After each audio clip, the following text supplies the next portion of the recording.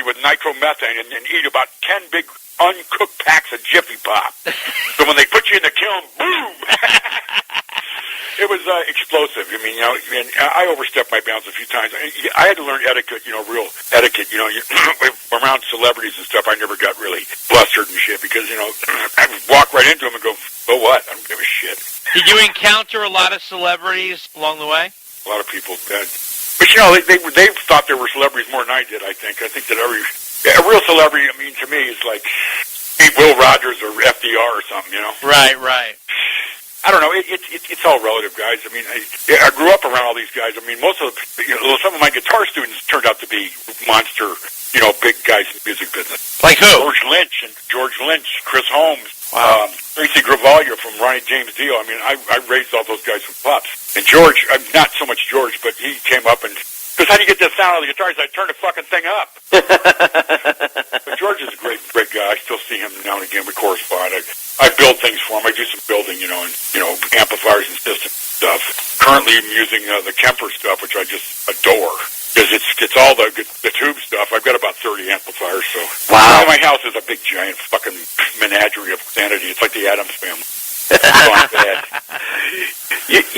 Terry, Dave must have a lot of respect for you because, he actually name checks you on She's My Machine towards the end of the song. Yeah, where he's going, hit it, Terry. Man. He let me do what I wanted to do, but, it had to be up to his standard, which was good, because you don't, like I say, you don't see everything. You don't see everything. It's like when you see Robert Plant, you realize what he was to Led Zeppelin. Do you remember what was happening in the studio when he started calling out your name during that song? Yeah, I was going, Jesus Christ, I hope this is the last take.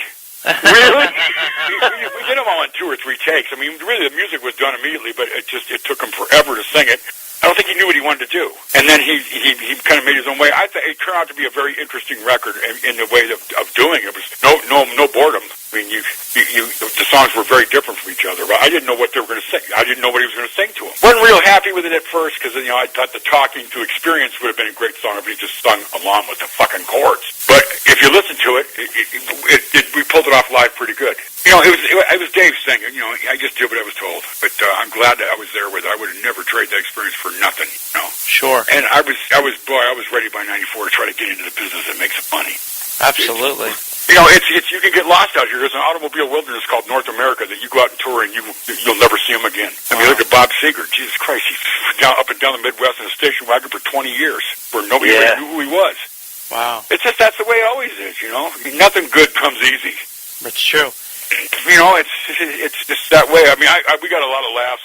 Dave we both have black humor because we grew up in predominantly black neighborhoods, and right. It's fun. Now Rogers, we related to him.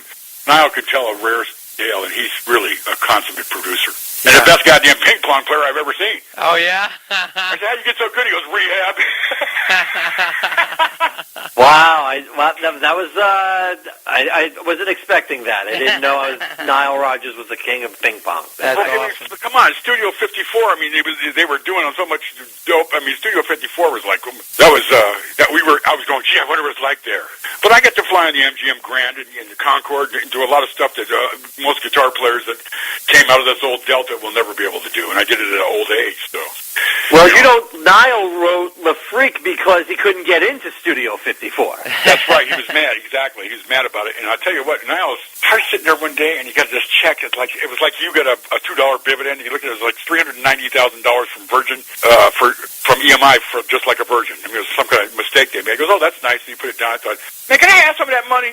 Oh, my God, yeah, exactly, right? $390,000, it was like somebody handed him $39, Drive this Porsche 10 blocks down Columbus Circle to park it. It cost him $5,000 a month to park it. Yeah, people forget how many big albums he produced in the 80s. Oh, God, are you kidding me? He could do no wrong, and believe me, he made a lot of money. He's got a house up in Connecticut that's real nice, place down in the city. They had every machine they want. They had a 72-track Abbey Road Neve, and they're Germanos. I heard they went out of business, the hit factories, and what beautiful rooms they were. Wow. That was old Wyndham Bell Studio down at 54th and Broadway. By Robbins. Terry, after working with Dave, what did you do right afterwards? I went home and committed Harry when I was playing backgammon. No, I went and bought a house up and managed my mom's restaurant for 6 months to get a change of theater. Oh, really? Wow. I bought a small 8-track studio and started working on my stuff. Okay. we did, the DLR band, which I thought was going to be a smash hit. But I didn't realize that Dave did it on his own label. Mm-hmm. And then Ragazzo picked it up, and he owes me money. I'm going to go down to Huntington Beach, Steve. I'm looking for the Italian guy. A guinea brat that stole all my money, you know. And that's awesome. And then from there, you've just been working in the studio and doing your own stuff. Yeah, we're basically I'm working with some good people. I mean, I have good quality people around me, and some of them I won't mention the name yet, but there's some names that I'm pulling in just because I'm not enough on my own. But I think that they'll like it. It's going to be kind of I'm sure we'll love it. Cool with a little twist, you know.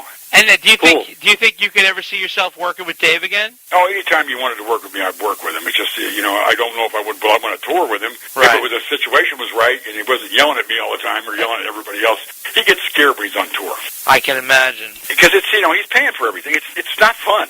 It's a lot. It's a lot of pressure. You're handing a lot of money away to people for them just kind of showing up and playing an hour and a half's worth of music. Absolutely. A lot of shit has to happen. And it was on. See, with Van Halen, they all bore the brunt. If they fucked up, 4 guys get hurt. Right. Well, we weren't getting hurt. We were getting paid $1,800, $2,000 a week, and he's getting the shit kicked out of him because the returns weren't coming. Warner Brothers is a merciless company.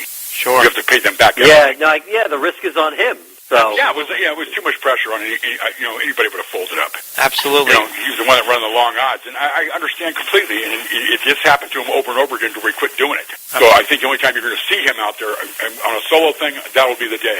But he could do it, but he's going to have to get his shit wired a little tighter. Because the trouble with these guys, a lot of these rock and roll stars, they got too much money and too much access. Yeah. And they speak a language. They're not down at the street. They're not plugged into the conduit of the street any longer.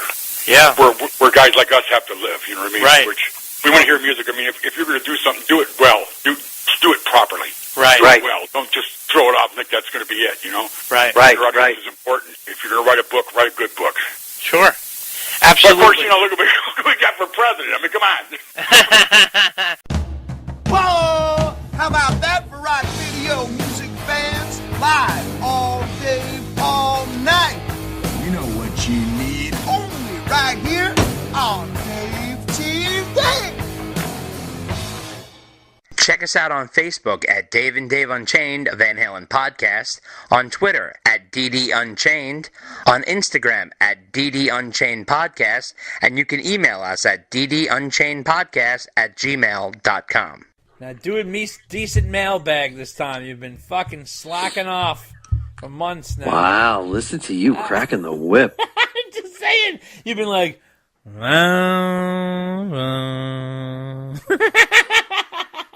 right, so ready? Here we go. No, wait. Oh, what, you got to gear up? All right. The pressure is on. All right, you ready? Okay. So you can picture him doing a crossword. So, like, can you? Come on, man, spit it out. Jesus fucking Christ! You're such a dick tonight. so you're like it's like working with a third grader. And come on. You are so cranky. What is English? What, you too busy hanging out with the Swiss Wow. French that you forgot English is your first language? What's going on tonight?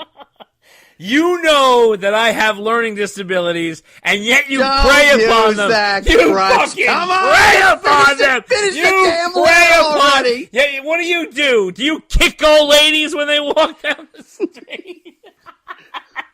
All right, listen. He says, tough room. It's very rough.